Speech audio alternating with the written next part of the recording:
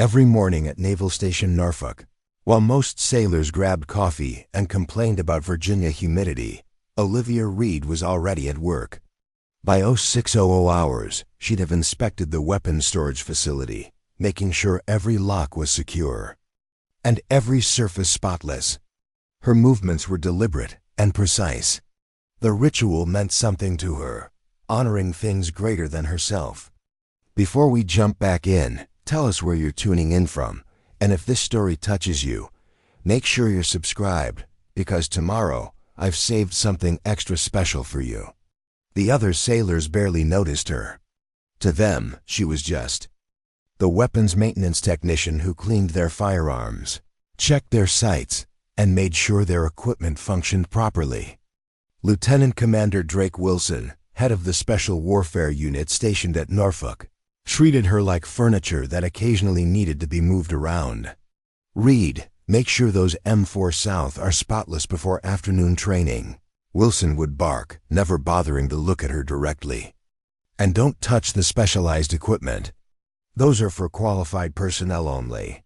Olivia would nod silently, taking the cleaning supplies to her workstation. She'd run her cloth along each barrel with the same care a violinist might show. A Stradivarius.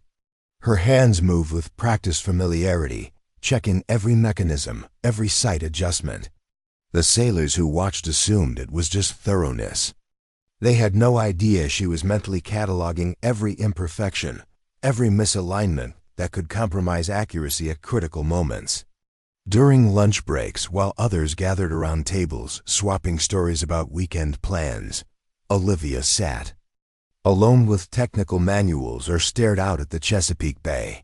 She'd grown up in rural Montana, where her mother, a former Marine Scout sniper, had taught her that awareness of your surroundings meant survival, and patience was the greatest virtue.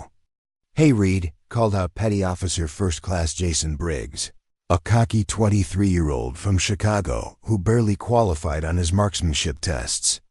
"You ever actually fire one of those things you're always polishing, or just pretend?" His buddies laughed. Olivia looked up from the bolt carrier group she was cleaning, offered a small smile, and returned to her work. Let them think what they wanted. Her mother had always told her the eagle doesn't announce itself to sparrows. The truth was, Olivia Reed had been handling firearms since she was 8 years old. Every summer for 10 years, her mother, a woman whose military service record contained classified operations that even Olivia didn't know all the details about, had taken her into the Montana wilderness. She taught her to feel wind patterns on her face, to calculate trajectory adjustments instinctively, to control her breathing so precisely that her heartbeat became an ally rather than a disturbance. But the Navy didn't care about unofficial training or family traditions. They cared about qualifications, documented skills, official certifications. Olivia had the knowledge but lacked the paperwork. So she accepted the role they gave her invisible support staff who maintained equipment for real operators. The irony wasn't lost on her. She watched them waste ammunition on shots she could make blindfolded. Some struggled with basic malfunction, clearing techniques her mother had drilled into her before she could ride a bicycle. But she remained silent, did her job, served without recognition. Wilson seemed to take particular pleasure in reminding her of her place. "You're not qualified on these weapon systems, Reed. Your job is maintenance, not operations. Leave the real work to people who actually know what they're doing." What Wilson didn't know, what none of them knew, was that Olivia's quiet demeanor wasn't from incompetence. It was from discipline.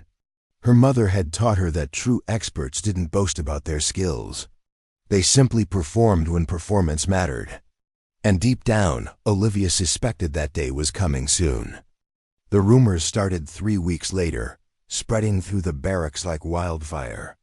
Word was that Olivia had failed her basic weapons qualification badly. Petty Officer Briggs, who seemed to make it his personal mission to ensure everyone knew about her supposed inadequacies, was more than happy to share the details. 25-yard static targets, he announced during chow, loud enough for half the mess hall to hear. She couldn't hit the broadside of a destroyer. Wilson had to stop the test early because she was embarrassing herself. The story grew with each telling. By the time it reached the engineering section, Olivia had supposedly missed every single shot. By evening muster, she'd allegedly broken down crying on the range. The narrative was always the same: the weapons tech who thought she could play with the operators had been humiliated. Lieutenant Commander Wilson did nothing to discourage the gossip. If anything, he seemed to enjoy it. Reed's good at one thing, he'd tell anyone who'd listen: making weapons look pretty. But operating them, that's a different skill set entirely. What none of them noticed was how Olivia reacted when she watched their training sessions. Every time a sailor missed an obvious shot, her jaw would tighten almost imperceptibly. When they struggled with range estimation or failed to account for crosswinds, she'd frown slightly, like someone watching a mechanic use the wrong wrench for a simple job. Petty Officer Second Class Marcus Dawson, a communications specialist from Oregon, was one of the few who paid attention. He'd grown up hunting with his grandfather and recognized real firearms knowledge when he saw it. Preparing and narrating this story took us a lot of time, so if you are enjoying it, subscribe to our channel. It means a lot to us. Now back to the story. "You know something about shooting," Marcus said one afternoon, finding Olivia cleaning rifles in the armory. It wasn't a question. Olivia looked up, meeting his eyes for a moment, before returning to her work. "I know how to clean them. That's not what I meant." Marcus pulled up a chair. "Yesterday, when Thompson was struggling with that CQB drill, you shook your head before he even flipped the selector switch. You knew he was going to short-stroke the trigger. That's not something you learn from cleaning guns." Olivia's hands stilled on the weapon she was servicing. For just a moment, her careful mask slipped, and Marcus caught a glimpse of something deeper: knowledge, experience, maybe even pain. "Your grandfather sounds like a wise man," Olivia said finally. That evening, Marcus's curiosity got the better of him. He had access to personnel files through his communications role, and something about Olivia Reed didn't add up. The woman was too calm, too knowledgeable, too comfortable around weapons to be just a maintenance tech. The file was mostly standard: information basic training records, technical school completion, duty assignments, but buried in the electronic records was a single line that made Marcus's blood run cold: restricted code evergreen. Training conducted under Commander Sarah Winters. Clearance level Alpha. Marcus stared at the screen. Commander Sarah Winters. Everyone in naval special warfare knew that name. The architect of Operation Skyfall. The mission with less than a 5% survival rate. One of the most decorated officers in recent Navy history. What was a weapons maintenance technician doing with training records connected to a legendary commander? Before he could dig deeper, the file locked him out, but the seed was planted. Olivia Reed wasn't who she appeared to be, and Marcus had a feeling that everyone on base was about to find out exactly who they'd been underestimating. The next morning brought news that would change everything. Naval Station Norfolk was hosting a distinguished visitor, and there would be a demonstration, a weapons handling and marksmanship competition that had half the base's operators nervous and excited. None of them suspected that the quiet woman polishing their firearms was about to turn their world upside down. But Marcus was beginning to understand that sometimes the most dangerous people were the ones nobody saw coming. The announcement came during morning formation, delivered by Captain Reynolds himself. "Attention! We have the honor of hosting Commander James Blackwood tomorrow for a special warfare capability demonstration. This is an opportunity to showcase the exceptional training and expertise of Norfolk's finest operators." A buzz of excitement rippled through the ranks. Commander Blackwood was a living legend, the former commanding officer of SEAL Team 6, and the kind of warrior that other special operators told stories about. For most of them, this would be the chance of a lifetime. Lieutenant Commander Wilson practically glowed with anticipation. This was his unit, his show, his moment to shine in front of naval special warfare royalty. He spent the rest of the day making preparations, selecting his best operators, and ensuring everything would be perfect. "Reed," he barked as Olivia worked on an optic mount, "I want every weapon system spotless tomorrow. And stay out of the way during the demonstration. This is for qualified personnel only, understood?" "Yes, sir," Olivia replied quietly, but Wilson wasn't finished. Over the next few hours, his casual dismissiveness evolved into something more pointed, more cruel. Maybe it was the pressure of the upcoming demonstration. Or maybe he'd simply decided that having a failed marksmanship candidate on his range was an embarrassment he couldn't tolerate. "You know what, Reed?" he said, loud enough for everyone in the armory to hear. "Maybe you should just stay home tomorrow. I don't want our distinguished visitor seeing someone who can't even qualify on basic weapons. It might reflect poorly on the unit." The room went quiet. This wasn't just casual teasing anymore. Wilson was publicly humiliating her. Several sailors looked uncomfortable, but none spoke up. The chain of command was sacred, and challenging a lieutenant commander wasn't something petty officers and seamen did lightly. Olivia's hands never stopped moving as she cleaned the rifle in front of her. But Marcus noticed her knuckles had gone white around the cleaning rod. "Actually," Wilson continued, warming to his theme, "I'm thinking we need to have a conversation with the captain about your continued assignment to this section. Someone who can't handle basic marksmanship probably shouldn't be maintaining precision weapon systems." Now he'd crossed a line, threatening her job, her career, her ability to serve. That was more than casual harassment. That was destroying someone's livelihood out of petty cruelty. Olivia set down her cleaning supplies and looked up at Wilson. For the first time in weeks. When she spoke, her voice was calm, but there was something underneath it that made several people in the room shift uncomfortably. "Sir, I'll be here tomorrow as ordered. Maintaining equipment is my assigned duty, and I take my duties seriously." "Your duties," Wilson sneered, "are whatever I say they are. And tomorrow, your duty is to stay invisible and let real operators do real work." That night, Olivia sat alone in her quarters, staring at a framed photo of her mother. She had taught her that some battles chose you whether you wanted them or not. She'd also taught her that when those battles came, you fought them with honor, precision, and absolute commitment. She opened her footlocker and pulled out something she hadn't touched in months. A small notebook containing weapon specifications, maintenance procedures, and disassembly sequences for dozens of firearms, including the HK416, the specialized assault rifle favored by naval special warfare operators. She'd memorized every detail, every spring tension, every tolerances specification through years of patient study. Tomorrow, Commander Blackwood would be watching. And whether Wilson liked it or not, Olivia Reed was going to be there, ready to serve her country in whatever capacity was required. She'd spent months being invisible, accepting disrespect, tolerating humiliation. But tomorrow was different. Her mother's voice echoed in her memory. "Real experts don't boast about their skills, Olivia.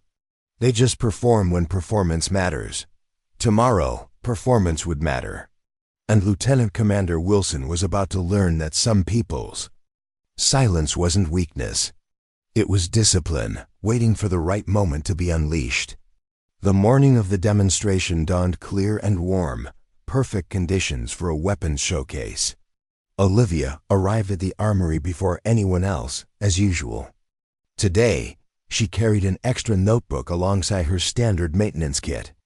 She set up her cleaning station at the edge of the demonstration area, just as Wilson had ordered. But her eyes kept drifting to the weapons display table where the HK416s were laid out. By 0900 hours, Norfolk's best operators had assembled.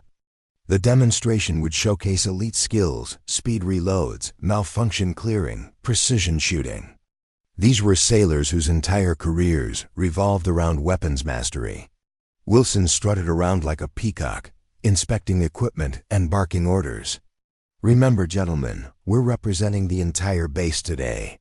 I expect nothing less than perfection." At 0957 hours, a black SUV pulled up to the range. Commander James Blackwood stepped out, and every sailor snapped to attention. He was taller than Olivia had expected, maybe 6'2", with salt and pepper hair and a weathered face that spoke of decades making life-or-death decisions. His uniform displayed ribbons that read like a history of American special operations over the past 30 years. But what struck Olivia most was his eyes. They swept across the assembled operators with professional assessment, then landed on her. For just a moment, so brief that anyone else would have missed it, something flickered in his expression. Recognition? Surprise? She couldn't tell. "At ease," Blackwood said, his voice carrying the kind of authority that came from leading men through hell and bringing them home alive. "I'm here to observe, not interfere. Please continue with your demonstration."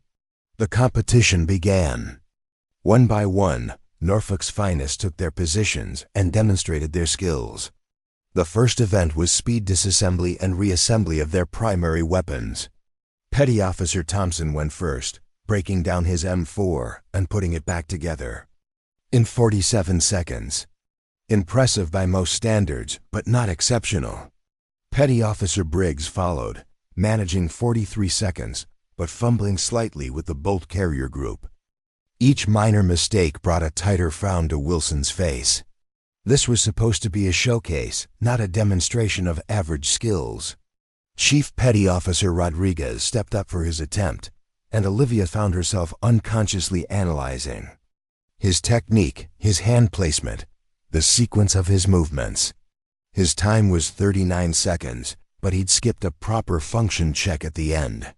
"Challenging to maintain both speed and procedure," Commander Blackwood observed mildly, but Olivia caught the undertone. He wasn't impressed. As the demonstration continued, with operator after operator failing to achieve the excellence that would truly honor their distinguished visitor, Olivia noticed something else. Commander Blackwood's attention kept drifting to her. Not obviously the man was too professional for that, but she'd spent enough time being invisible to recognize when someone was quietly observing her. Finally, after 8 attempts and not a single time under 35 seconds, Wilson was sweating despite the mild morning air. "Sir, these men are exceptional operators." "The pressure of the demonstration environment is Lieutenant Commander," Blackwood interrupted gently. "I've seen disassembly drills in actual combat zones. The issue isn't the environment." The rebuke was polite but devastating. Wilson's face went red, and Olivia could see him scrambling for a way to salvage the situation. That's when Blackwood looked directly at her for the first time. "Young lady, you've been watching very intently. What's your assessment of the demonstration?" So far, every head on the range turned to stare at Olivia. Wilson looked like he might have a stroke. "Sir, she's just equipment maintenance." "She doesn't," I asked her, Lieutenant Commander. Blackwood's tone was still mild, but it carried the weight of command that made Wilson shut his mouth immediately. Olivia stood slowly, her heart pounding but her voice steady. "The times are respectable, sir, but there's unnecessary movement in the disassembly sequence. Most operators are following a 10-step process when it could be done in 7, and several are applying excessive force to the takedown pins, which increases the risk of component damage over time." A murmur ran through the assembled sailors. This was technical language that most of them had never heard from a maintenance technician. Wilson looked like he'd been slapped. Commander Blackwood nodded slowly. "Interesting assessment, very detailed." He paused, studying her face. "What's your name, sailor?" "Petty Officer 3rd Class Olivia Reed, sir." "Well, Petty Officer Reed, since you seem to understand the process so well, perhaps you'd like to demonstrate the proper technique." The suggestion hit the range like a thunderbolt. Wilson started to sputter an objection, but Blackwood's raised hand silenced him immediately. Olivia felt every eye on the range boring into her.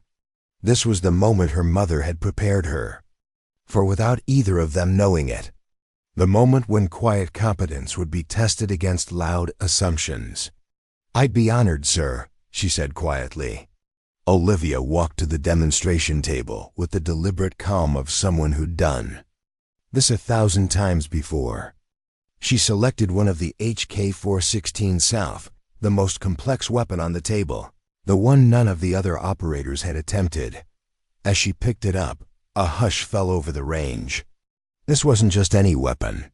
This was Commander Blackwood's personal rifle, identifiable by the custom markings on the lower receiver.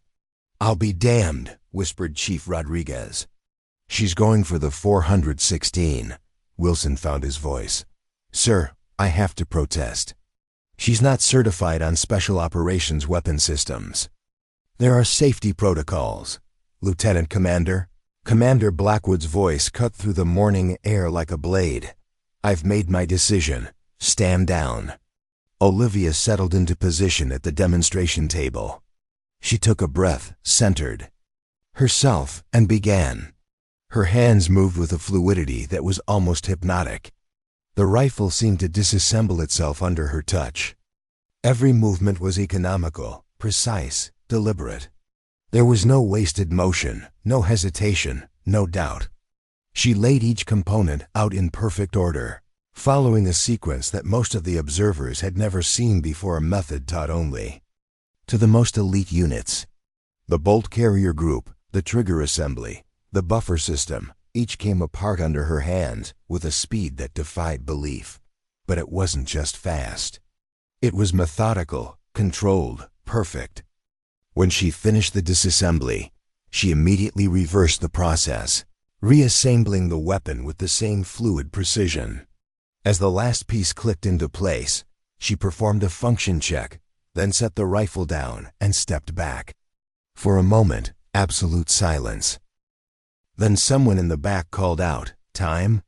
The rangemaster, who had been timing each attempt, stared at his stopwatch in disbelief. 17. 3 seconds, total, both disassembly and reassembly. The silence stretched another heartbeat, then exploded into chaos. Sailors were talking all at once, asking how that was possible, demanding to know who she really was. But Olivia barely heard them. She was watching Commander Blackwood, who had stood up from his chair and was staring at her with an expression she couldn't quite read. Wilson looked like he'd been hit by a truck. That was just luck. One demonstration doesn't mean. Actually, Lieutenant Commander, Blackwood interrupted, his voice carrying across the range with absolute authority. That demonstration tells me everything I need to know. He stepped forward, and when he spoke again, his voice was loud enough for everyone to hear. "Ladies and gentlemen, allow me to introduce Senior Chief Petty Officer Olivia Reed, formerly of Naval Special Warfare Development Group, and the primary weapons specialist responsible for saving 37 American lives during Operation Skyfall." The effect was immediate and devastating. Every person on that range knew about Operation Skyfall, the hostage rescue mission with a 5% survival rate. The operation that had become legend in special operations circles, and they'd been mocking its hero for months. "Skyfall," someone whispered. "Jesus Christ, she's the shadow armorer." Olivia remained perfectly still, but her hands were trembling slightly. She'd spent 2 years trying to bury that part of her life, trying to find peace in maintenance work. An invisible service. Now it was all coming back. Commander Blackwood continued, his voice carrying the weight of absolute truth. During Operation Skyfall, Senior Chief Reed provided critical weapons support for the rescue team while under heavy enemy fire. When 3 operators' rifles malfunctioned simultaneously due to extreme environmental conditions, she repaired all 3 weapons in under 90 seconds, allowing the team to fight their way out of an ambush. She later modified the team's remaining functional weapons to prevent further malfunctions, innovations that have since been implemented across naval special warfare. Wilson had gone completely pale. Around the range, sailors were putting pieces together, remembering every joke they'd made, every dismissive comment, every time they treated her like she didn't belong. But the psychological cost, Blackwood continued, was significant. After losing her closest teammates, Senior Chief Reed requested transfer to non-combat roles. She wanted to continue serving her country, but in a way that built rather than destroyed. Olivia finally spoke, her voice quiet but clear enough for everyone to hear. I didn't want anyone else to die because I missed something, failed to notice a detail, or couldn't fix a problem fast enough. I'd had enough of combat. Why didn't you tell us? Petty Officer Briggs asked, and for the first time since she'd known him, his voice held genuine respect instead of mockery. Because past achievements don't determine present worth, Olivia replied. I wanted to be valued for who I am now, not who I used to be. Commander Blackwood nodded approvingly. That's exactly the attitude that made her exceptional in the first place, humility combined with extraordinary skill. The transformation in the group was complete. These sailors finally understood that the quiet woman they'd dismissed possessed combat experience that exceeded their collective training. More than that, they understood they'd been privileged to work alongside genuine heroism and had been too blind to see it. Lieutenant Commander Wilson stood frozen, realizing that his career had just taken a hit from which it might never recover. He'd spent months humiliating a decorated war hero, and he'd done it in front of witnesses. But Olivia wasn't looking at Wilson anymore. She was looking at the sailors who had begun approaching her with genuine respect, asking technical questions, seeking guidance from someone they finally recognized as their superior in every way that mattered. The demonstration had been perfect, but more importantly, it had revealed the character of everyone present. Within hours, word of the demonstration had spread throughout Naval Station Norfolk like wildfire. The story grew with each telling. But for once, the embellishments didn't diminish the truth. They simply couldn't match it. By evening, every sailor on the base knew that they'd been sharing their facility with a genuine war hero. Captain Reynolds requested an immediate meeting with all personnel involved in the morning's events. The conference room felt smaller than usual as Wilson, Olivia, Commander Blackwood, and the witnessing sailors filed in. Reynolds's expression was carefully neutral, but experienced sailors could read the storm brewing behind his eyes. Lieutenant Commander Wilson, Reynolds began without preamble. I've received several reports about your conduct regarding Petty Officer Reed. Would you care to explain why you've been publicly humiliating a decorated combat veteran? Wilson's career flashed before his eyes. Sir, her personnel file didn't indicate. I had no knowledge of her combat experience. Her file, Commander Blackwood interjected, was classified for operational security reasons. But that doesn't explain why you thought it was appropriate to mock any sailor under your command. Regardless of their background, Reynolds leaned forward. Lieutenant Commander, I've also received reports that you threatened Petty Officer Reed's career and suggested she be removed from her position. Is this accurate? The room was silent except for the hum of air conditioning. Wilson knew he was finished. Yes, sir. I made those statements. On what grounds? I believed she was unqualified for her position. Petty Officer Briggs, who'd been one of Wilson's most enthusiastic supporters in mocking Olivia, cleared his throat. Sir, if I may. Lieutenant Commander Wilson never gave Petty Officer Reed a chance to demonstrate her abilities. None of us did. We assumed that because she was quiet and worked in maintenance, she was somehow lesser. The admission took courage, and Olivia felt a grudging respect for the young sailor who was essentially confessing his own prejudice to save what remained of Wilson's dignity. Captain Reynolds turned to Olivia. Petty Officer Reed, why didn't You report this harassment through proper channels? Olivia had been dreading this question. Sir, I was trying to serve quietly. I hoped that if I did my job well and stayed out of the way, the situation would resolve itself. That's not how the Navy works, sailor. When you're being mistreated, you have an obligation to speak up. Not just for yourself, but for every sailor who might face similar treatment in the future. Commander Blackwood spoke up. Captain, if I may, Senior Chief Reed's approach to dealing with adversity has always been unique. During Operation Skyfall, she volunteered for the most dangerous position, provided critical support for the entire operation, and then refused accommodation because she said she was just doing her job. She's never been comfortable with recognition. Nevertheless, Reynolds continued, this situation is unacceptable. Lieutenant Commander Wilson, you're relieved of your position as Special Warfare Liaison effective immediately. You'll report to the Executive Officer for reassignment and counseling. Your fitness report will reflect today's revelations. Wilson nodded stiffly. His career wasn't over, but it had just taken a devastating hit that would follow him for years. Petty Officer Reed, Reynolds continued, I'm recommending you for immediate promotion to Petty Officer Second Class and reassignment to a position more appropriate for your experience level. We also need to discuss correcting your service record to properly reflect your combat experience.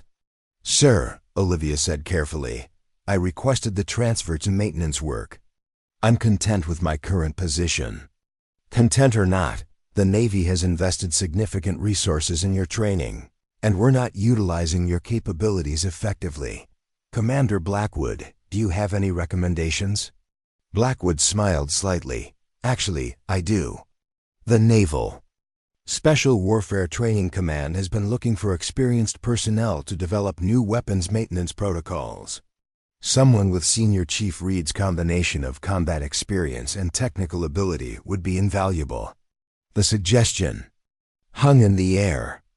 It would mean leaving Norfolk, leaving the quiet maintenance work she'd found peaceful, and returning to a world that revolved around preparing operators for combat.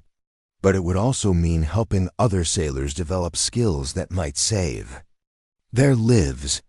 Olivia looked around the room at the faces of sailors who'd spent months dismissing her, who now looked at her with respect and something approaching awe. She thought about her mother's lessons about service, about using your gifts to help others. I'd be honored to consider such an assignment, sir. As the meeting concluded, sailors filed out quietly, many stopping to offer Olivia personal apologies.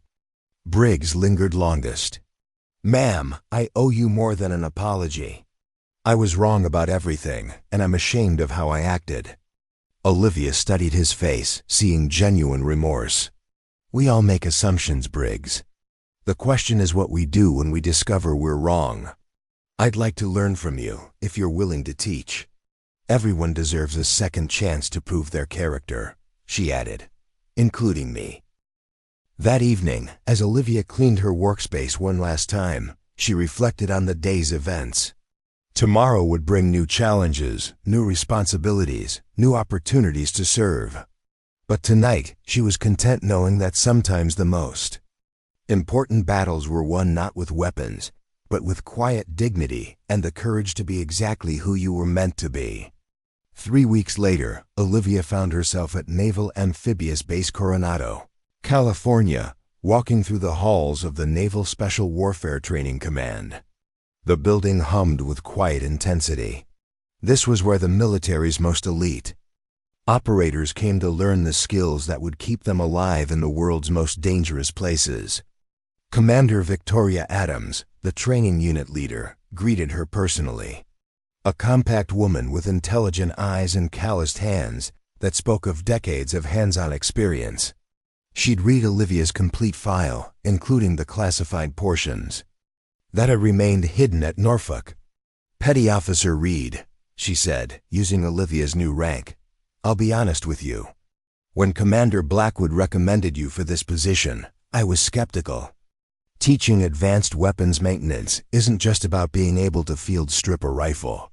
It's about understanding how to transfer complex skills to operators who may never have your natural ability.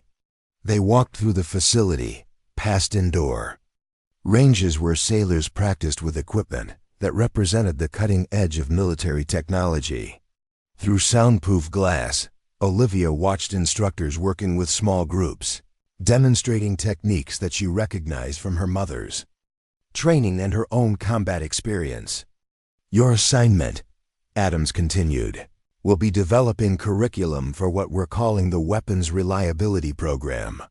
Too many of our advanced operators have excellent tactical skills, but lack the technical knowledge to maintain their equipment under extreme conditions. Based on your combat record and your unique approach to service, we think you might have insights that could benefit the entire program.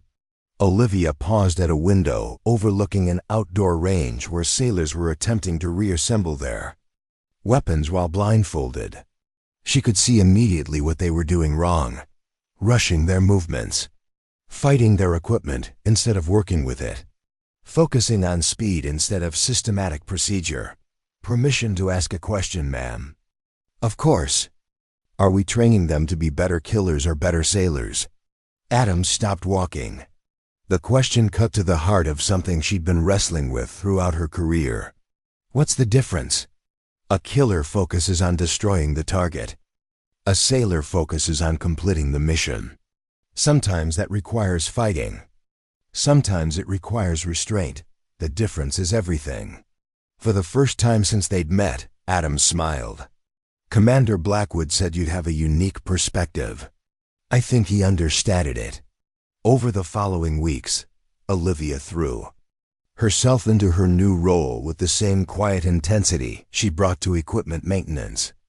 But now, instead of cleaning rifles, she was developing training protocols that emphasized systems thinking alongside technical skill. Her first class consisted of 12 sailors, all experienced operators who'd been selected for advanced training. Chief Petty Officer Michael Santos, recently arrived from a deployment in the Middle East, looked skeptical as Olivia introduced herself. I'm not here to teach you how to shoot, Olivia began. You already know how to shoot. I'm here to teach you how to think about your equipment as an extension of yourself. She led them through exercises that had nothing to do with firing weapons, blindfolded disassembly and reassembly, identifying malfunctions by sound alone, improvising repairs with minimal tools, understanding the engineering principles behind every component of their weapons. Every weapon has a personality, she explained during one session. In combat, you're not just operating a tool. You're partnering with a complex mechanical system that responds to environmental conditions, usage patterns, and maintenance history. The technical skill is meaningless without the relationship. Chief Santos approached her after the third day of training. Ma'am, this isn't like any weapons course I've ever taken. Good. How do you feel about that? Honestly, it's harder than I expected. You're making us think about things that most instructors never mention. Such as yesterday, when you asked us to describe the difference between a functional check and a combat check. I've been in the Navy for 12 years, and no one has ever made that distinction before, Olivia nodded. That's the point. Anyone can learn to field strip a weapon. But understanding why each step matters and how it relates to mission success, that's what separates good operators from exceptional ones. Word of her unconventional teaching methods spread quickly through the special operations community. Other instructors began requesting copies of her curriculum. Senior officers who'd heard about the systems thinking armorer started attending her sessions as observers. But the real validation came from her students, sailors who completed her program didn't just maintain their weapons more effectively. They approached equipment problems with creativity and confidence. They understood their role in the larger mission. They carried themselves with the quiet competence that came from knowing they were prepared for whatever their country might ask of them. Late one evening, as Olivia reviewed performance reports from her latest class, she found a handwritten note that had been slipped under her office door.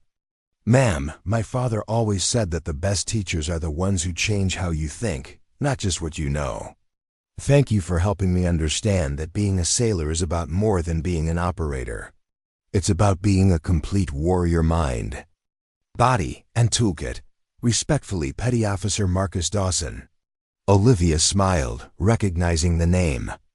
Marcus had transferred to Coronado specifically to take her course, having been one of the few people at Norfolk who'd recognized there was more to Olivia than met the eye. As she turned off her office lights and headed to her quarters, Olivia reflected on the strange path that had brought her here. From Montana hunting with her mother through the hell of Operation Skyfall to the quiet service of equipment maintenance, and now to shaping the next generation of special operators. Each phase had taught her something different about service, about sacrifice, about the responsibility that came with specialized skills. But perhaps the most important lesson was one her mother had taught her years ago. True strength wasn't about how much force you could bring to bear, but about knowing when force was necessary and when wisdom was more powerful.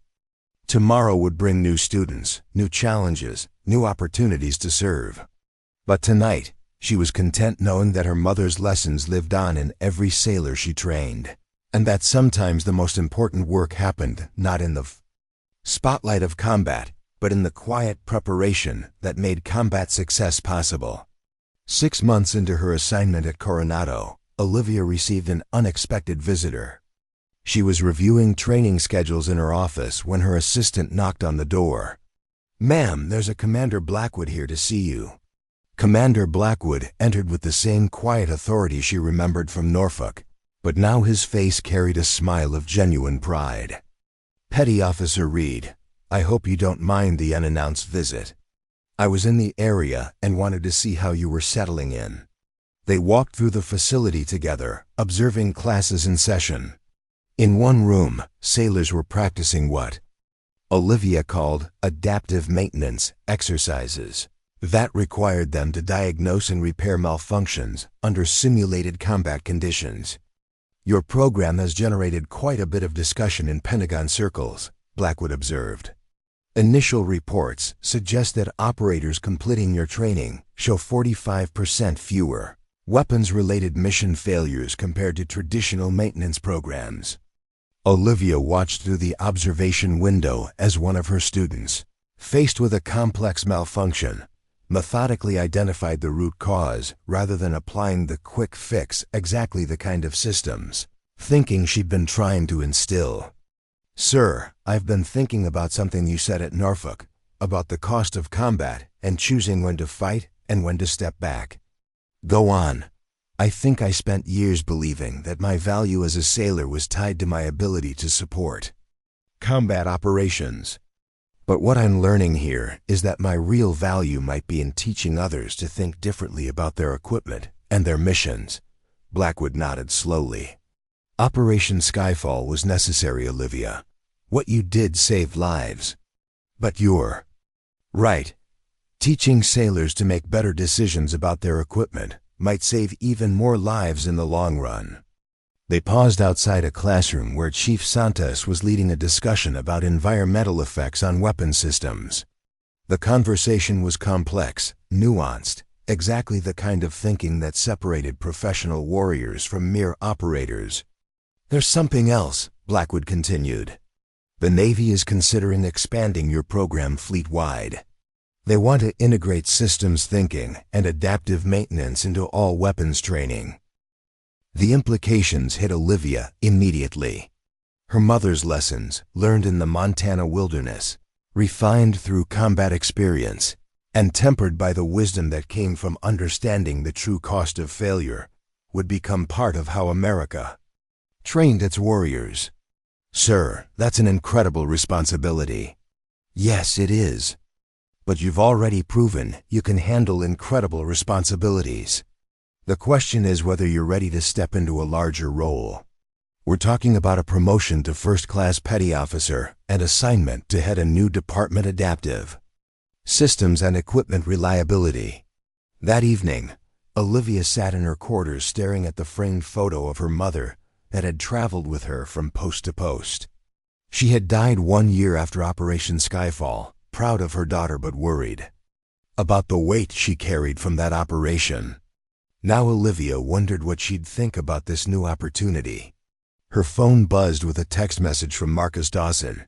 "Ma'am, saw the news about the program expansion. My whole team is requesting your training. You're changing how we think about being sailors." More messages followed. Sailors from her classes sharing stories about how her teaching had influenced their decisions in the field. Officers reporting improved performance from personnel who'd completed her program. Even international allies expressing interest in her curriculum. The Montana hunter's daughter had found her true calling, and it wasn't behind a weapon. It was teaching others to understand their weapons as systems, not just tools. The next morning, Olivia found herself back at the outdoor range where she'd first observed trainees weeks earlier. But instead of watching through a window, she stood before a group of 30 instructors from across all Navy communities. "Remember," she told them, "technical proficiency isn't just about following procedures. It's about understanding systems, adapting to conditions, and making decisions that support the mission. Your expertise with a weapon is meaningless if you don't understand how that weapon functions as part of a larger system." A senior chief raised his hand. "Ma'am, how do you teach intuition about equipment? Some sailors just seem to have a feel for mechanical systems that others lack." Olivia smiled, hearing her mother's voice in the question.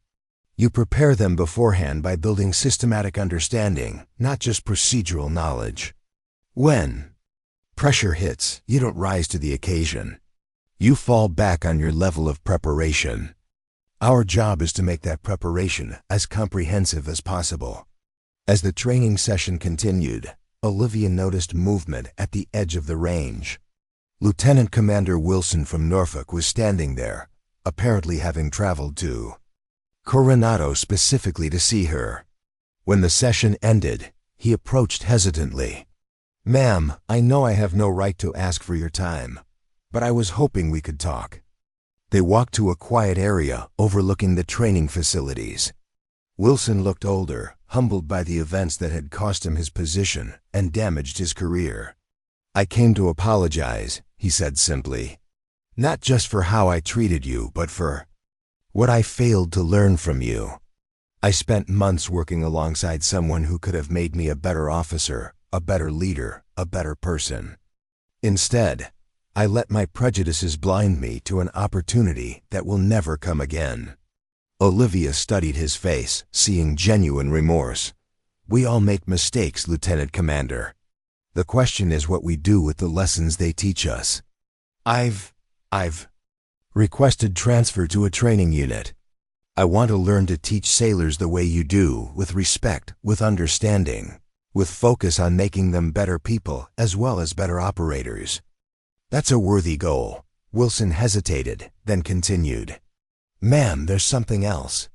Petty Officer Briggs sends his regards. He completed BUD/S last month, top of his class. He said your example taught him that quiet competence was more valuable than loud boasting." The conversation reminded Olivia of something her mother had often said: influence spreads in ways you never expect. The lessons she'd learned in the Montana wilderness were now shaping sailors across the Navy, creating ripples that would extend far beyond anything she could directly observe. As the sun set over Coronado, Olivia made her decision about the promotion and expanded role. She would accept, not because she craved recognition or authority, but because her country needed sailors who understood that true strength came from knowledge, adaptability, and the courage to make complex decisions under pressure. That night, she wrote a letter to her mother, as she did every year on the anniversary of her death. "Mom, remember how you used to say that the most important tool wasn't the weapon, but the mind that wielded it? I finally understand what you meant. Teaching sailors to think systematically, to understand their equipment as extensions of themselves, that might be the most important lesson of all. The wilderness lessons you taught me aren't just living on in me anymore. They're living on in every sailor I train, and they'll live on in everyone those sailors influence. Your legacy isn't just in the lives I helped save at Skyfall. It's in all the future missions that will succeed because sailors learn to think differently about their equipment and their responsibilities. I think you'd be proud of that. 6 months later, when the Navy officially announced the new Department of Adaptive Systems and Equipment Reliability, the press release included a quote from its director, Petty Officer First Class Olivia Reed. "Our goal isn't to create better operators. It's to create better sailors who understand that true reliability extends far beyond equipment. Maintenance. It includes reliability in judgment, reliability in adaptability, and reliability in understanding when technical knowledge is necessary and when innovation is wiser." The quiet woman who had once been dismissed as just equipment maintenance had become one of the most influential trainers in the modern Navy, but she still began each day the same way she had at Norfolk, with a weapons inspection, standing straight and silent, honoring things greater than herself. Some heroes charge into battle. Others stand quietly at maintenance benches, teaching young sailors that the most important weapon they carry isn't their rifle, it's their understanding of how that rifle functions as part of a larger system. Both kinds of heroes serve with honor. Both kinds of heroes make their country proud. And sometimes, if they're very lucky, both kinds of heroes get to see the lasting impact of lessons learned from a Montana hunter who understood that true strength always comes from within. Excellence doesn't need to announce itself. It just needs to be ready when called upon. 1 year into her role at the Adaptive Systems Department, Olivia faced her greatest challenge yet. The Navy had commissioned a complete overhaul of its small arms training program, and her team was tasked with developing protocols that would transform how every sailor approached weapons system, not just special operators, but sailors across all specialties. "This is unprecedented," Commander Adams told her during their weekly briefing. "We've never attempted to standardize advanced maintenance concepts across the entire fleet. Most commands still teach weapons maintenance as a series of memorized steps rather than as systems understanding." Olivia studied the directive carefully. "They're giving us 8 months to develop, test, and implement a comprehensive program. That can work for everyone from SEAL teams to shipboard security forces. That's ambitious." "That's why they chose you," Adams replied. "Your approach bridges the gap between technical expertise and practical application. We need someone who can teach complex concepts in accessible ways." The challenge energized Olivia in ways she hadn't felt since her combat days. Creating something that would impact tens of thousands of sailors required vision, precision, and a deep understanding of both human psychology and mechanical systems. She assembled a team that reflected the diversity of Navy roles: surface warfare officers, aviation maintenance specialists, submarine technicians, and special operators. "We're not creating a special operations program that will water down for everyone else," she explained to her team during their first meeting. "We're creating a universal approach to weapons systems that can scale up or down depending on mission requirements. The core principles should work whether you're a master at arms on pure security or a SEAL team sniper." Chief Santos, now her senior instructor, looked skeptical. "With respect, ma'am, there's a huge difference between what a SEAL needs to know about weapon systems and what a typical sailor needs." "Is there?" Olivia asked. "Both need to understand how their equipment works under stress. Both need to diagnose malfunctions quickly. Both need to adapt to changing conditions. The specific applications differ, but the foundational principles are the same." Over the next 3 months, Olivia's team developed and tested curriculum modules that broke new ground in weapons training. Rather than focusing on rote memorization of disassembly sequences, they created exercises that taught sailors to understand the engineering principles behind their equipment, how pressure systems worked, how mechanical tolerances affected reliability, how environmental factors influenced performance. Commander Frederick Hamilton, The Naval Education and Training Command representative assigned to evaluate their progress observed a pilot class with growing skepticism. "Petty Officer Reed," he said during a break, "I appreciate the innovative approach, but I'm concerned about practicality. You're teaching concepts that traditionally have been reserved for armorers and weapons specialists. Do you really believe an average sailor needs this level of understanding?" Olivia considered the question carefully. "Sir, may I ask how many times you've experienced a weapons malfunction in your career?" Hamilton frowned. "3 significant incidents, one during a boarding operation in the Gulf. And when that happened, did following the standard immediate action drills resolve the issue?" "No, we had to improvise a solution using a multi-tool and tape," Olivia nodded. "That's exactly my point, sir. Standard procedures work for standard problems, but combat creates non-standard problems. We need to equip sailors with the understanding to adapt, not just the procedures to follow." Hamilton remained unconvinced, but allowed the pilot program to continue. 2 weeks later, an opportunity to prove the concept arrived unexpectedly. A SEAL team returning from a training mission in extreme cold weather conditions reported unprecedented weapons failures over 70% of their rifles had experienced, malfunctions that standard maintenance procedures couldn't address. Their equipment had been properly maintained according to existing protocols, yet had failed systematically under environmental stress. Commander Adams immediately called Olivia. "They're sending us the affected weapons. Workham wants answers in 48 hours. This is exactly the kind of scenario program is designed to address." Olivia assembled a team from her pilot class, not specialists, but ordinary sailors who had been through just 6 weeks of her systems thinking curriculum. They set up in the main workshop and began a systematic analysis of the failed weapons.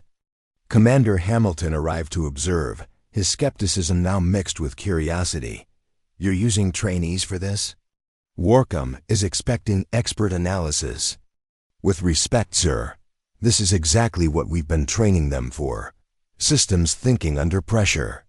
The team worked through the night, analyzing failure patterns, testing hypotheses, and developing a comprehensive understanding of what had gone wrong. By morning, they had identified not just the symptoms, but the root cause and interaction between the lubricant formulation and extreme temperature cycling that created microcrystallization in critical components. More importantly, they had developed both an immediate field fix and a long-term modification to prevent future occurrences. When they presented their findings to the Workham representatives, the response was immediate. "This is exactly what we needed," said Master Chief Peterson, the SEAL team's senior enlisted advisor. "Not just a band-aid fix, but a complete understanding of the problem and its solutions." "How long have these analysts been working on weapon systems?" 6 weeks. "Master Chief," Olivia replied. "They're from our pilot program." The room fell silent. Peterson looked at the sailors, a culinary specialist, a yeoman, an electronics technician, and a machinist's mate, none of whom had specialized weapons training before entering Olivia's program. 6 weeks, he repeated.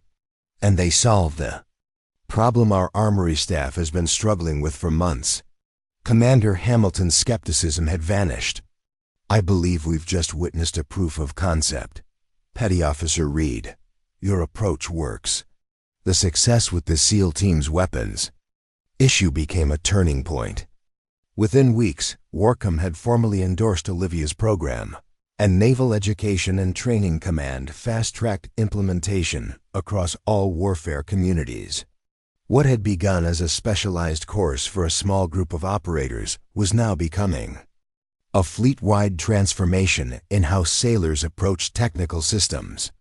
As the program expanded, Olivia found herself facing a new challenge, teaching other instructors to implement her methodology. She developed a Train the Trainer program that emphasized the core principles behind her approach. The specific procedures will vary depending on the equipment and mission, She explained to a room full of senior instructors from across the Navy. What doesn't change is the mindset, understanding systems rather than just following steps.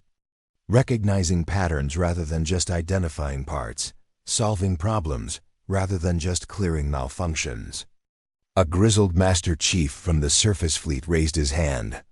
"Ma'am, I've been teaching weapons maintenance for 20 years. Are you saying everything I've taught has been wrong?" Olivia considered her response carefully.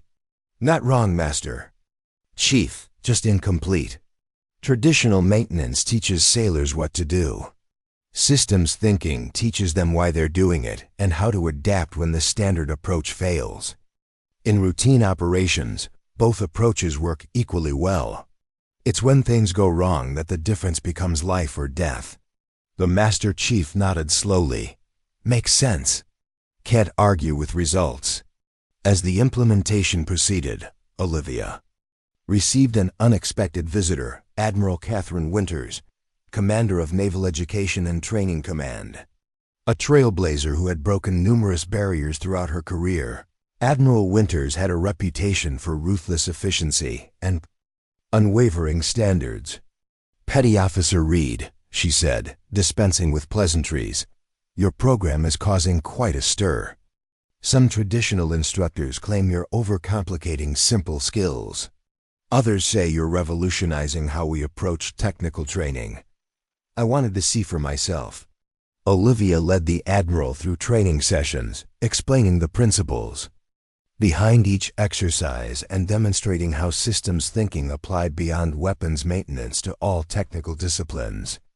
The same approach that helps a sailor understand how gas pressure affects bolt movement in a rifle can help them understand hydraulic systems on a ship or electronic circuits in a radar, Olivia explained.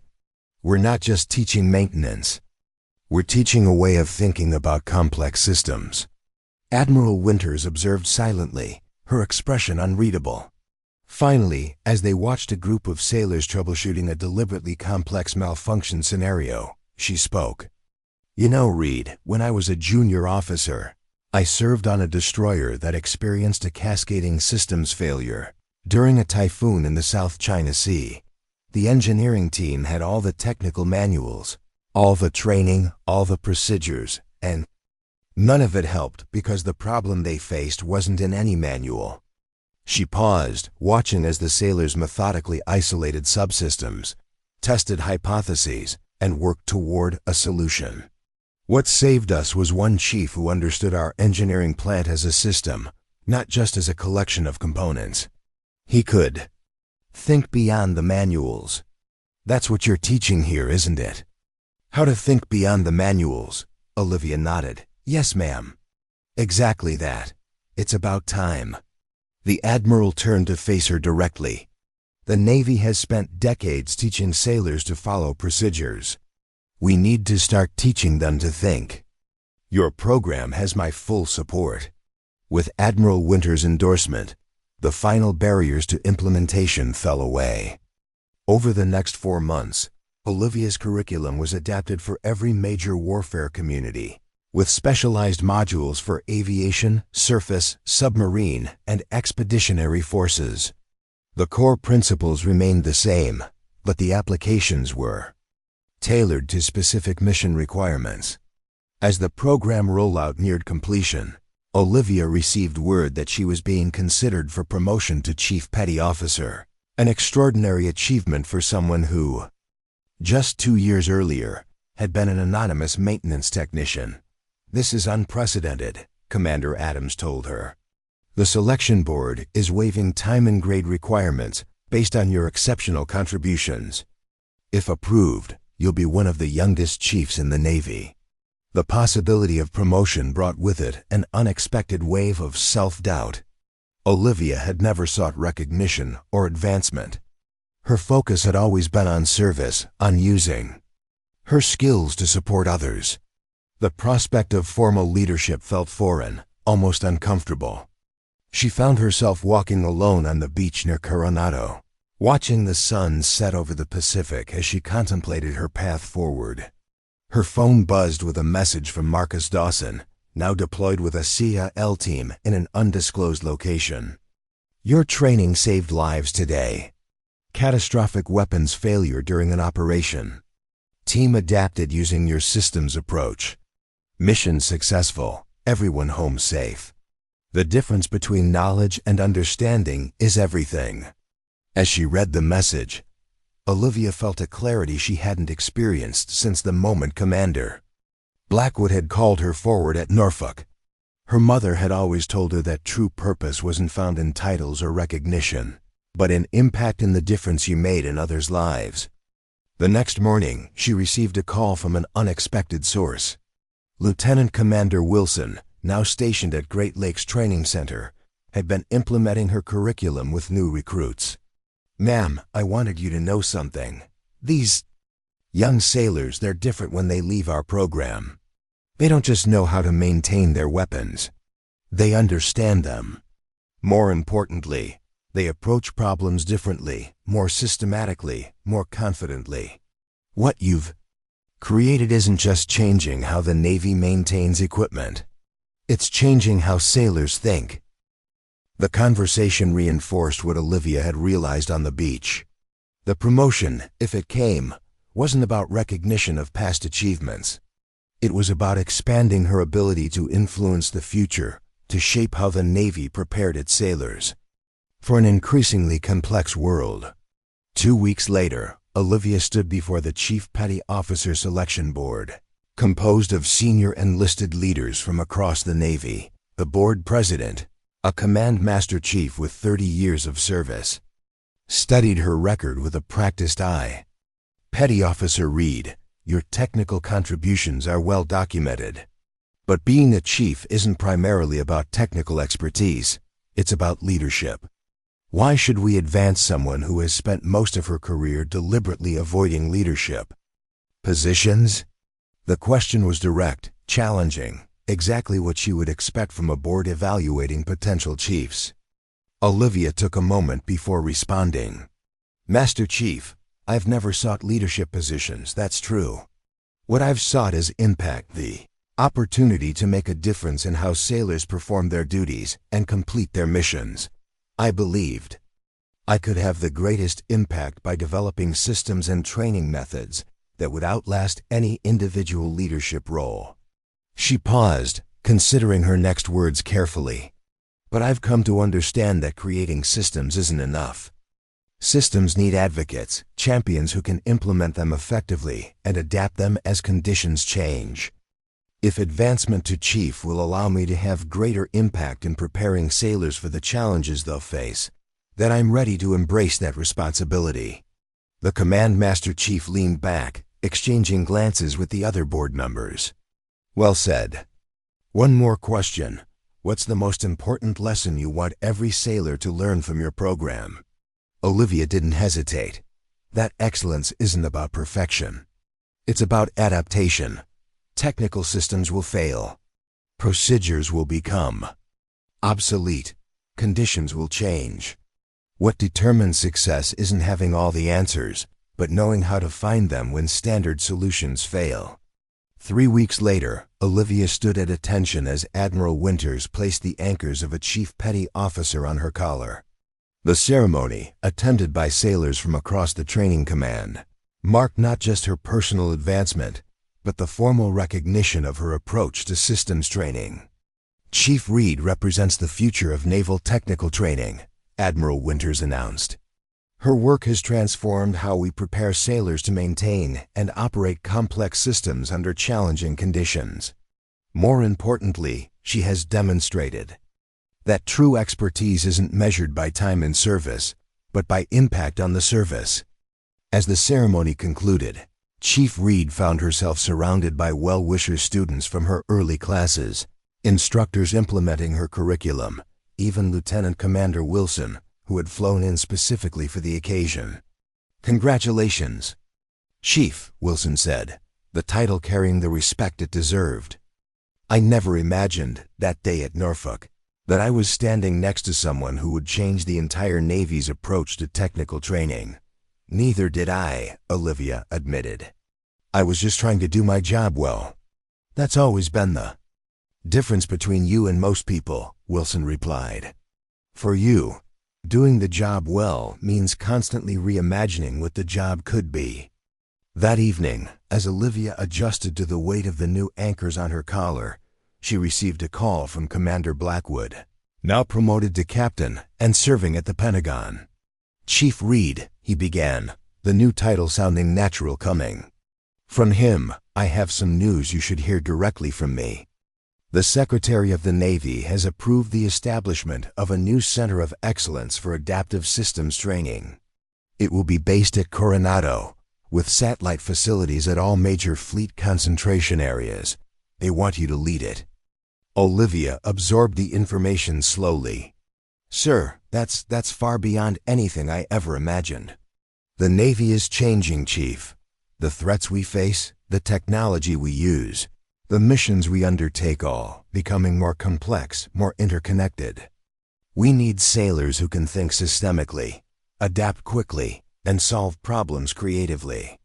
You've shown us how to develop those sailors. Thank you, sir. I'm honored. There's more. The position comes with a commissioned direct appointment to lieutenant. They're waiving the traditional requirements based on your exceptional contributions. The offer left Olivia momentarily speechless. From anonymous maintenance technician to commissioned officer in just over 2 years, it was unprecedented, almost unbelievable. Take some time to think about it, Blackwood continued. This isn't a decision to make lightly. That night, Olivia sat alone in her quarters, staring at the photo of her mother that had accompanied her through every step of her journey. What would she have thought about this remarkable turn of events?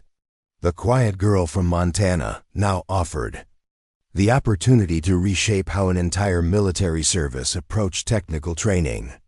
Her phone buzzed with a message from Chief Santos. Heard the news. Whatever you decide, know that what you've built here will continue to save lives long after we're all retired. That's a legacy that matters.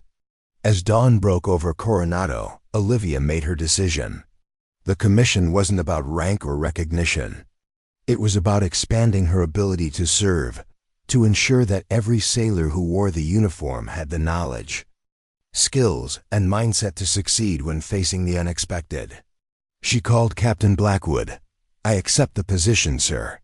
On one condition, that we structure the center to focus on developing instructors, not just curriculum.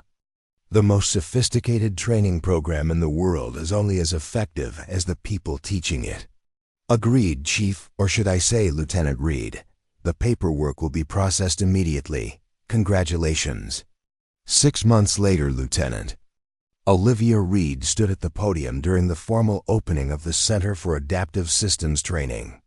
Before her sat hundreds of sailors, officers, and civilian officials, all gathered to witness the launch of a program that would fundamentally change how the Navy prepared its personnel for the challenges of modern warfare. Excellence in the face of complexity isn't about having all the answers, she told them. It's about having the right questions. It's about understanding systems, not just procedures. It's about adapting when standard solutions fail. Most importantly, it's about remembering that the most sophisticated system in any operation isn't the technology, it's the sailor operating that technology. As she concluded her remarks, Olivia noticed a familiar face in the back of the room. Petty Officer Briggs, now a seasoned special operator, sitting quietly and listening intently. Their eyes met briefly, and he nodded with respect, not just for who she had become, but for who she had always been, even when he had been too blind to see it. That evening, as the formal ceremonies concluded, Olivia found a moment of solitude on the training center's observation deck, overlooking the same beaches where SEAL candidates endured their legendary training. From anonymous technician to commissioned officer, from dismissed support staff to recognized innovator, her journey had been remarkable by any standard. Yet what filled her with the greatest pride wasn't her personal advancement or recognition. It was knowing that somewhere, on ships and submarines, at bases and stations around the world, sailors were approaching problems differently because of what she had taught them. They were seeing patterns where others saw only procedures, understanding systems where others saw only components, finding solutions where others found only frustration. Excellence didn't need to announce itself. It just needed to be ready when called upon. And thanks to Olivia Reed, thousands of sailors now understood exactly what that meant. 3 years after establishing the Center for Adaptive Systems Training, Lieutenant Olivia Reed faced her most daunting challenge yet. A congressional delegation was visiting Naval Amphibious Base Coronado to evaluate the effectiveness of her program, which had now been implemented across all branches of the military. With defense budgets tightening and priorities shifting, Olivia knew that the future of her work depended on demonstrating concrete results, not just theoretical improvements. "They're skeptical," Captain Blackwood warned during their preparation meeting. Several committee members have questioned whether the additional training time justifies the expense. They want hard data showing measurable improvements in combat effectiveness. Olivia nodded, understanding the stakes. "We have the statistics on equipment failures and maintenance downtime. Both have decreased significantly since implementation." "Numbers won't be enough," Blackwood cautioned. "These people have seen plenty of impressive statistics that didn't translate to real-world performance. They need to see your methods in action, under conditions that demonstrate their value." This was the persistent challenge in Olivia's work: how to quantify the value of understanding versus mere knowledge, of adaptability versus memorization. How do you measure the worth of a problem that never occurred because someone had the insight to prevent it? Senator Eleanor Hargrove, chair of the Armed Services Committee, arrived with an entourage of staffers and military advisors. A former Navy intelligence officer herself, the senator had a reputation for cutting through bureaucratic smokescreens with laser precision. "Lieutenant Reed," she began after the initial pleasantries, "I've reviewed your program materials and performance data, very impressive on paper. But I've seen many programs that look outstanding in controlled environments, yet fail when facing real-world chaos. Convince me this isn't another expensive theoretical exercise." Instead of responding with a prepared presentation, Olivia made a bold decision. "Senator, would you and your team be willing to observe a live demonstration? Not a rehearsed scenario, but a genuine problem-solving exercise under realistic conditions." Hargrove raised an eyebrow, intrigued. "What did you have in mind?" "A head-to-head comparison. 2 teams facing identical complex malfunctions, one trained with traditional methods, one with our adaptive systems approach. You set the parameters, we provide the challenge." The senator smiled for the first time since arriving. "Now that's confidence. You're on, Lieutenant." Within 2 hours, Olivia had arranged the demonstration. 2 teams of 4 sailors each would face identical weapon systems with multiple, cascading malfunctions deliberately introduced by the senator's technical advisors. Neither team would know the nature of the problems in advance. One team consisted of highly experienced armory specialists trained in traditional methods. The other included sailors of various specialties who had completed Olivia's program.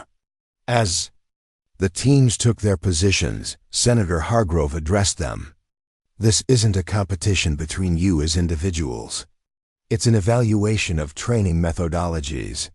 Do your best, and show us how you approach complex problems." The exercise began with a signal from the senator. Both teams immediately started diagnosing the malfunctioning systems, which included an M4 rifle platform modified with unfamiliar components, and a sidearm with a non-standard firing mechanism. The traditional team moved quickly and confidently, following established troubleshooting protocols. They field-stripped the weapons with practiced efficiency, checking each component against specifications, looking for obvious defects or damage. Olivia's team took a different approach. Before disassembling anything, they observed the systems in operation, noting specific failure patterns. They discussed the symptoms collectively, identifying potential causal relationships before touching a single component. When they did begin disassembly, they did so methodically, documenting the condition of each subsystem. 30 minutes into the exercise, the traditional team had completely disassembled both weapons, cleaned and inspected all components, and reassembled them according to specifications. They test-fired both weapons, only to find that the malfunctions persisted. Frustrated, they began the process again, wondering what they had missed. Olivia's team, meanwhile, had only partially disassembled the weapons. They had identified several anomalies in the operating system, subtle modifications that changed the mechanical relationships between components. Rather than treating each weapon as an isolated system, they analyzed how the modifications affected the functional relationships between subsystems. At the 45-minute mark, the adaptive team had diagnosed the root causes of both malfunctions: deliberate alterations to the gas system in the rifle and timing mechanism in the pistol that created subtle but critical changes in operating pressure and sequencing. More importantly, they had developed field-expedient solutions that restored functionality without requiring replacement parts. Senator Hargrove watched with growing interest as Olivia's team demonstrated their restored weapons, explaining not just what they had fixed but why their approach had worked. The traditional team, still struggling to identify the issues through standard protocols, looked increasingly frustrated. "Enough," the senator finally said. "I've seen what I needed to see." She turned to the traditional team. "You did exactly what you were trained to do, and you did it well. But you were trying to solve a problem that didn't fit your training parameters." To Olivia, she added, "Your team wasn't faster at first, but they were more thorough. They understood the weapons as systems, not just collections of parts." "That's the essence of our approach, Senator," Olivia explained. "Traditional training teaches sailors to follow procedures for known problems. We teach them to understand functional relationships so they can adapt to unknown problems. And in combat, unknown problems are the only kind that matter." Hargrove finished the thought. "The enemy isn't going to create difficulties that match our training scenarios." The senator's report to the Armed Services Committee was unequivocal. The Adaptive Systems Training program represented a paradigm shift in military technical training, one that justified continued funding and expansion. More than that, she recommended that similar approaches be explored for other critical domains, from cybersecurity to logistics. In the aftermath of the successful demonstration, Olivia received a surprise visitor, Fleet Master Chief Gloria Mendez, the senior enlisted advisor to the Chief of Naval Operations. A legendary figure in the Navy, Mendez had risen from an unrated seaman to the highest enlisted position through a combination of technical expertise and visionary leadership. "Lieutenant Reed," she said, her weathered face creased in a rare smile, "that was quite a performance you orchestrated for the senator." "Not orchestrated, Master Chief," Olivia clarified. "We had no idea what problems her team would introduce." "Exactly my point. You didn't need to know because you've built a system that prepares sailors for the unexpected.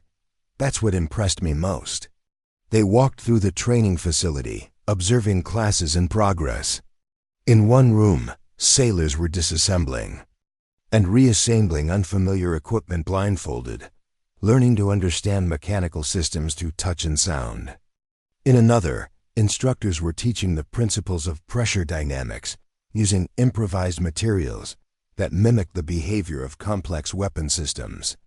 "I've been watching your work for some time," Mendez continued. "What you've created here goes beyond weapons maintenance. You're teaching a different way of thinking about technical systems altogether." "That was always the goal," Olivia admitted.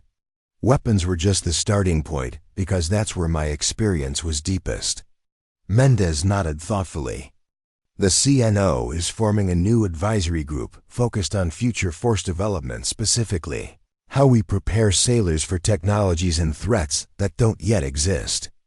He wants you on that team." The offer was unexpected and profound. The Chief of Naval Operations was the highest-ranking officer in the Navy, responsible for its strategic direction and operational capabilities. Being invited to advise at that level was an extraordinary opportunity and responsibility. This would mean moving to the Pentagon, Mendez continued. Promotion to lieutenant commander, working directly with flag officers to shape training doctrine for the next generation of sailors. Olivia felt a familiar tug of reluctance. Her work at Coronado was hands-on, directly impacting sailors and instructors. Moving to the Pentagon meant entering the world of policy and politics, of presentations and papers. It meant stepping away from the direct teaching role she valued. Sensing her hesitation, Mendez added, "I know. You're a teacher. At heart, not a bureaucrat. But consider this. From Coronado, you can influence thousands of sailors. From the Pentagon, you can shape how millions are trained for decades to come." That evening, Olivia sought counsel from an unexpected source. She called Lieutenant Commander Wilson, who had become an unlikely ally and sounding board over the years. "The Pentagon is a different battlefield," Wilson advised. "Your enemies won't be ignorance or complacency. They'll be bureaucratic inertia and institutional resistance. But if anyone can navigate those waters without losing their soul, it's you." After careful consideration, Olivia accepted the position. Her final act at Coronado was to select her successor, not the most senior instructor or the most technically proficient, but Chief Petty Officer Marcus Dawson, who understood better than anyone the philosophy behind her approach. "Don't just maintain what we've built," she told him during the transition. "Keep evolving it. The moment we believe we've perfected the system is the moment it begins to fail." Dawson nodded, understanding the paradox at the heart of her methodology. A system designed to adapt must itself be adaptable. Exactly. The specific techniques will change as technology advances. What can't change is the mindset: understanding over memorization, adaptation over procedure, systems thinking over component focus. 6 weeks later, Lieutenant Commander Olivia Reed sat in a Pentagon conference room, surrounded by admirals, generals, and civilian experts, discussing the future of military technical training. The working group had been tasked with developing a comprehensive strategy for preparing service members to operate and maintain technologies that were still in development or even theoretical. Admiral Jackson, the Deputy Chief of Naval Operations for Warfighting Development, opened the discussion. "The challenge we face isn't just training for new equipment. It's preparing sailors to adapt when that equipment works differently than expected or fails in ways we haven't anticipated." "With respect, Admiral," interjected General Collins from the Air Force, "we can't train for every possible scenario. At some point, we have to accept that there will be situations where our people have to figure it out on the fly." "That's precisely the point," Olivia responded, choosing her words carefully. "We shouldn't try to train for every scenario. We should train for the meta-skill of adaptation itself." The room fell silent as senior officers turned their attention to the newest and most junior member of the group. "Lieutenant Commander Reed," Admiral Jackson prompted, "please elaborate." Drawing on everything she had learned from her mother in the Montana wilderness, from her experiences during Operation Skyfall, and from her years developing the Adaptive Systems Program, Olivia outlined a vision for a fundamentally different approach to military technical training. Traditional training assumes a stable environment where tasks and technologies remain relatively constant. But modern warfare operates in VUCA conditions: volatility, uncertainty, complexity, ambiguity. Under these conditions, procedural knowledge degrades rapidly as circumstances change. She projected a series of graphs showing performance degradation under various stress conditions. "Our research shows that personnel trained in procedures show steep performance declines when facing novel problems. Those trained in systems thinking, show much more gradual degradation and faster recovery. For the next 2 hours, Olivia walked the group through the data, methodology, and philosophy behind her approach. She wasn't just presenting a training program. She was advocating for a cultural shift in how the military prepared service members for technical challenges. The implications extend far beyond maintenance, noted Dr. Eleanor Chen, the group's cognitive science expert. This applies to cybersecurity, autonomous systems, artificial intelligence integration, any domain where the technology is evolving faster than traditional training cycles can adapt. By the end of the session, even the most skeptical members of the group were engaged in serious discussion about how to implement elements of Olivia's approach across broader training domains. Admiral Jackson concluded with a directive that would have seemed unimaginable just years earlier. Lieutenant Commander Reed, I want you to draft a comprehensive framework for implementing adaptive systems training across all technical specialties. Coordinate with each service branch to identify pilot programs where we can demonstrate immediate impact. As the meeting adjourned, Admiral Jackson held Olivia back for a private word. That was impressive, Reed. Not many lieutenant commanders can hold a room full of flag officers spellbound for 2 hours. Thank you, sir. There's something else you should know. The Secretary of Defense has taken a personal interest in your work. He believes your approach has implications beyond technical training, that it represents a new paradigm for developing cognitive resilience across the force. The Admiral's revelation underscored the expanding impact of what had begun as a simple insight, that understanding systems was more valuable than memorizing procedures. What Olivia had started at Norfolk as a quiet weapons technician was now influencing how the entire Department of Defense thought about preparing service members for future conflicts. Over the next 18 months, Olivia divided her time between the Pentagon and military installations across the country, helping implement pilot programs based on her adaptive systems methodology.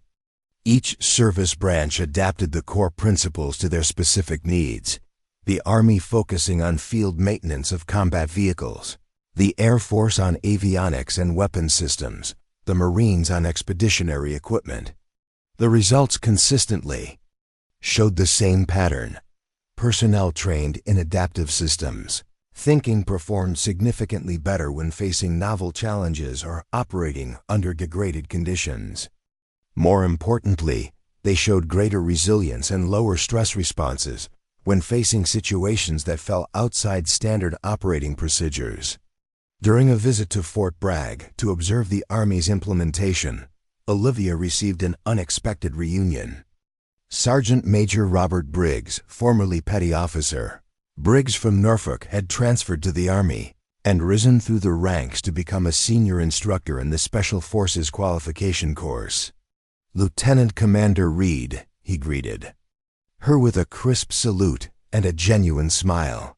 Or should I still call you ma'am, like back at Norfolk? Olivia is fine, Sergeant Major. It's been a long time. Not so long that I've forgotten the lessons you taught me, even when you weren't trying to teach me anything. They walked through the training facility, where Special Forces candidates were learning to maintain and modify equipment under field conditions using principles derived from Olivia's program. You know, Briggs said thoughtfully, I was thinking about something this morning. When we were at Norfolk, all of us thought we were the real operators, and you were just support staff. We had it completely backward. How so? We were operating the equipment, but you were operating at a higher level, understanding the systems, seeing patterns we couldn't see, thinking 10 steps ahead. The irony is, if we'd been smart enough to learn from you then, we might have become much better operators much sooner. His observation touched on something Olivia had been reflecting on throughout her Pentagon assignment, the artificial distinction between operators and supporters, between those who used systems and those who understood them. The best operators are systems thinkers, she replied. And the best support personnel are operational in their mindset. The division between the two is more cultural than functional. Briggs nodded in agreement. That's exactly what we're teaching here now. Every Special Forces soldier needs to be both operator and supporter, both tactician and technician. The environment doesn't care about your job title when everything goes wrong behind enemy lines. As her tour of the different service implementations neared completion, Olivia received a call from Admiral Jackson. "Reed, I need you back at the Pentagon. The Secretary of Defense wants to discuss expanding your program internationally through NATO and our Pacific allies." The request signaled yet another expansion of her influence from a single naval installation to the American military as a whole, and now potentially to allied forces around the world. The quiet technician from Norfolk, once dismissed and overlooked, was reshaping how modern militaries prepared for technological complexity on a global scale. Upon her return to the Pentagon, Olivia found herself briefing not just the Secretary of Defense but representatives from key allied nations: Britain, Australia, Canada, Japan, Germany, and France. Each had observed the remarkable results of her program and wanted to implement similar approaches in their own forces. "The challenge we all face is universal," she explained to the assembled leaders. "Technology is evolving faster than traditional training methods can adapt. But human cognitive capacity for systems understanding remains our greatest advantage. When properly developed, it allows service members to adapt to technological change rather than being overwhelmed by it." As the international expansion took shape, Olivia received news that brought her journey full circle. The Navy had decided to name its newest technical training facility after her mother. The Sarah Reed Center for Advanced Technical Training would be established at Naval Station Great Lakes, the Navy's largest training command. The dedication ceremony brought together people from every chapter of Olivia's remarkable journey: Captain Blackwood, now an admiral; Chief Dawson, now a senior chief leading the Coronado program; Lieutenant Commander Wilson, commanding officer of the Great Lakes Training Division; and even Briggs, representing the Army's Special Forces community. Admiral Catherine Winters, now Vice Chief of Naval Operations, delivered the keynote address. Sarah Reed never served in uniform, but her legacy lives on in every sailor, soldier, airman, and Marine who benefits from the training revolution her daughter pioneered. She taught Olivia not just how to master weapons systems, but how to understand the world as interconnected systems. Lesson that has transformed how we prepare for the uncertainties of modern warfare. As Olivia cut the ribbon officially, opening the facility, she reflected on the improbable path that had led her here. From the Montana wilderness where her mother had taught her patience and precision, through the crucible of Operation Skyfall, to the quiet humiliation at Norfolk, and finally to this moment of global impact. Each step had prepared her for the next in ways she could never have anticipated. The Sarah Reed Center would train thousands of sailors annually, but its influence would extend far beyond its walls. The methodologies developed there would shape how an entire generation of service members approached technical challenges not as passive operators of equipment, but as active partners with technology in accomplishing the mission. Later that evening, at the reception following the dedication, Admiral Winters found Olivia standing alone, looking at a photograph of her mother that had been enlarged and displayed prominently in the center's main hall. "She would be proud," Winters said quietly, "not just of what you've accomplished, but of how you accomplished it, with humility, persistence, and unwavering commitment to service." "Thank you, ma'am, I hope so. You know, Reed, there's something I've always wondered. Back at Norfolk, when everyone was dismissing you, when Wilson was threatening your career, why didn't you speak up? One word about your background would have silenced all of them." Olivia considered the question carefully. It was one she had asked herself many times over the years. "Because it wouldn't have changed anything that mattered," she finally answered. "They would have respected the decoration, not the person. They would have valued the past, not the potential." Real change had to come from demonstrating value, not claiming it. Winters nodded thoughtfully. That's a lesson many leaders never learn. Authority can be assigned, but influence must be earned. As the reception concluded, Olivia found herself surrounded by a group of young ensigns and petty officers who had been selected for the center's inaugural instructor training program. Their eyes held the same eager curiosity she had once seen in Dawson and Briggs when they first began to understand her approach. "Commander Reed," one young woman asked, "what's the most important quality for teaching adaptive systems thinking?" Olivia smiled, hearing her mother's voice in her answer. "Patience. Understanding complex systems takes time. Our job isn't to rush the process, but to guide it, to help others see the patterns and relationships that make systems work." "And the most important quality for learning it?" asked another. "Humility. The willingness to admit that procedures will sometimes fail, that no single approach works for every situation, that adaptation isn't a sign of weakness, but the essence of strength." As she looked at these young faces, the future instructors who would carry her methodology forward, Olivia felt a sense of completion. The circle that had begun in the Montana wilderness with her mother's quiet lessons had expanded to encompass not just a program or a facility, but a fundamental shift in how military personnel approach technical challenges. Some revolutions announce themselves with fanfare and manifestos. Others work quietly, transforming how people think and act without drawing attention to themselves. Olivia Reed had championed the latter kind, a revolution not of technology but of understanding, not of equipment but of mindset. Excellence doesn't need to announce itself. It just needs to be ready when called upon. And thanks to Olivia Reed, service members around the world would be ready for challenges no one could yet imagine, armed not just with procedures to follow, but with the understanding to adapt when those procedures failed.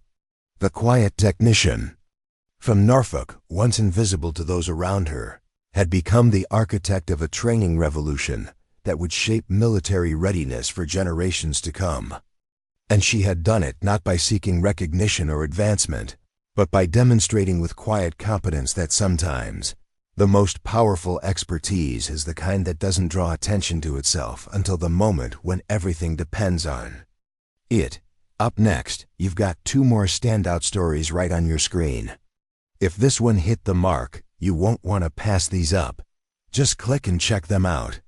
And don't forget to subscribe and turn on the notification bell so you don't miss any upload from us.